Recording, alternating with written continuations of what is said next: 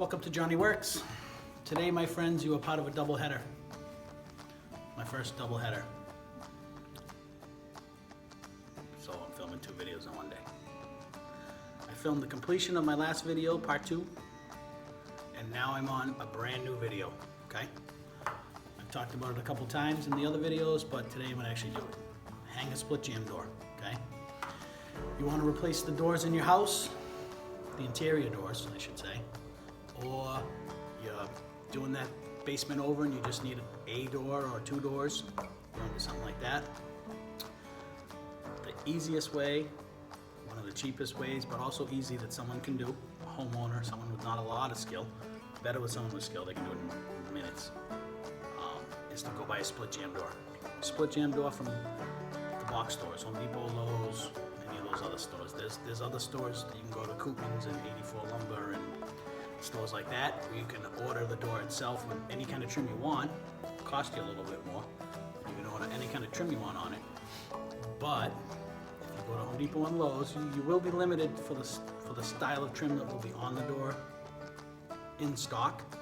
But you can also order from them any kind of trim you want on the door. Okay, it won't be too fancy in the store. You'll get colonial and you'll get basic plain flat trim. Okay, which is still pretty. Once you paint it, it looks great. So it's up to you what you want to spend. Get these doors custom made with the trim you want, or go there and pick out a door the right size, go home, frame open and put it in, or rip a door out of your house, take the trim off, pull the thing out, put a brand new door in. Okay, split jamb doors are the easiest to do. Okay, they come with trim already on the door. So basically what you have is you have one door. It has a split jamb, which is held together with, honestly, just staples. You take this thing apart, so now you'll have trim in the door itself and half the jamb on one side, which is the inside trim, and then you'll have the trim and the other half of the jamb on the other side. You take them apart, okay? You basically walk up to the front side of your opening, or whatever side your door's on, whatever side you want it to swing, you put that door in, you level it, you nail it up, which is what we're gonna do today. You get it all set up, make sure it works nice, and then you go to the other side, and you slide that trim together, it locks in, you nail it, you gotta shim it and everything. Lock it all up, and when you're done, the door's hanging, the trim is done, it's level, you can paint it, stain it, whatever the heck you want to do, and then the last thing would be put your hardware on, but the door's done. It literally, an experienced guy, guys that work for the company that I work for, a lot of times they say my company, it ain't my company. I work for a pretty big construction company, actually a very, very good company up in the Northeast. The guys that I work with, there's a few of these carpenters, a couple of Brazilian guys, a couple of white guys, a couple of guys like myself, because I used to run these crews. Now I'm in a little different role. These guys can hang this door. They can do a whole apartment, 10, 12 doors in minutes. Half hour, they can hang the whole friggin' apartment. So someone with no experience can hang these doors pretty good. You just gotta take your time. Don't go crazy. Watch my video. And they're real easy to hang. And once it's up, the trim's on, and you're done. You just putty the holes, paint this thing, and you got a beautiful brand new door, okay? And that's what we're gonna work on today, all right? Get ready.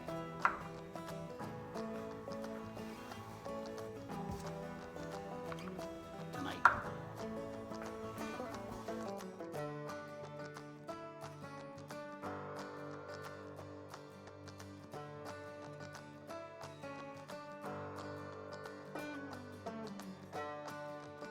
I have my drywall, okay? My drywall's 4 foot by 8 foot. So when I go to put drywall on, the most important thing is to keep it off the floor, okay? You don't sit it on the floor and screw it in. Keep it off the floor about a ½ inch, all right? The reason being, if you're in your basement and you're doing a room over, concrete can sweat.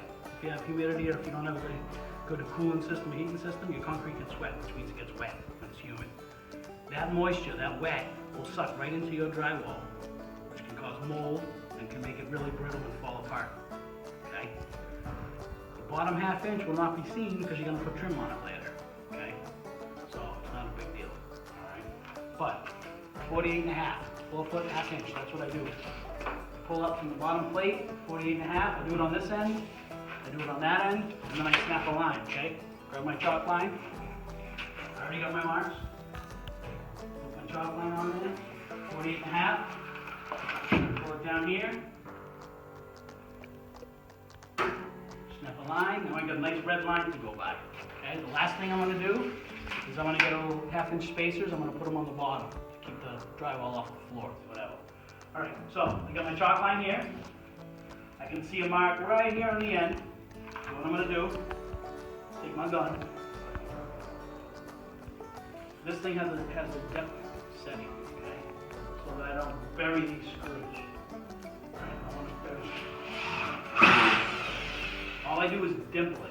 Just dimple the surface, not tear through it. Now, if you tear through it, it's a nightmare when you go to mud. All right, so I did one end. I'm going to come down here. Looks like I'm a little bit off on my 1/2 inch because my floor's off a little bit. So what I'm going to do, make sure I can get this up.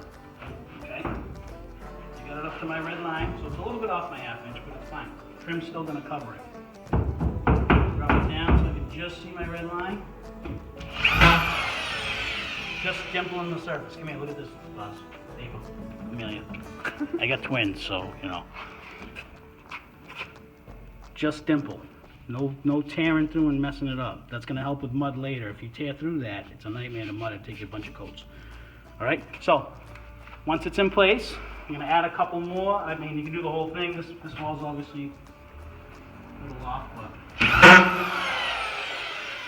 this is my doorway right here. This is going to get cut out later, so I'm not worried about it. Both sides. Once I get my top done, once I get the top done, I can do the bottom, okay? I made marks on the floor earlier on the center of every stud so that I'd be able to know where I can screw into stuff. All right, so I got a screw at the top in every stud. I'm on my chalk line, okay?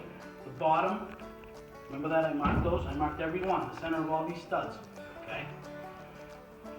If you didn't know, I did it. I took a pencil, Amelia. I marked the center of every stud with pencil. Okay, that's my jack stud, but I marked the center of every stud. If you look down there, you'll see pencil marks all the way down. That's so I don't have to guess, okay? I can screw into my bottom plate, but then I can eyeball it and I can look up and down. I got one on the top, one on the bottom. I need 5, so I'm gonna put 3 more in between that. In a 4-foot sheet, I'll put 3 more. So I do my best eyeball. Okay, work my way up with 3 more.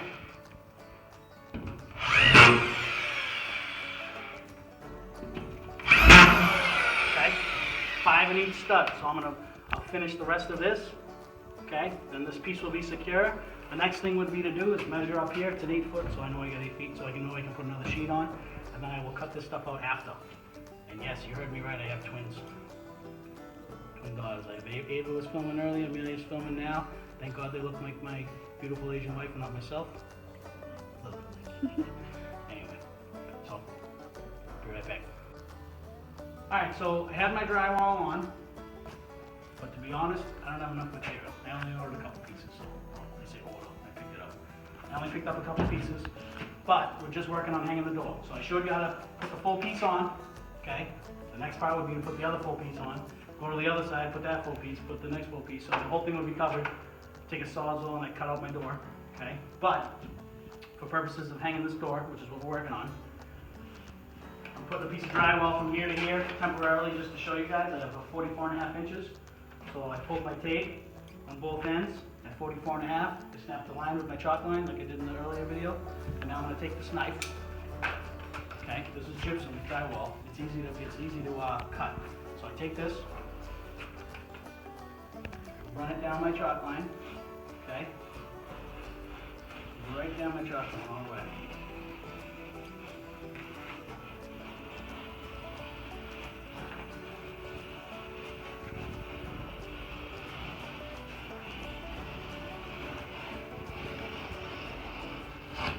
That's called scoring. I'm only scoring it. I'm not trying to like cut through the whole thing, okay?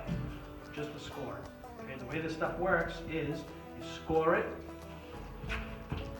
bend it, and it snaps. Now the only thing holding this together is paper on the back. So I take my knife, very carefully so I don't cut myself. I go around the back. Come over here, Amelia, on this side so you can see me. Okay, I have this piece now. The only thing holding it together is the paper on the gypsum.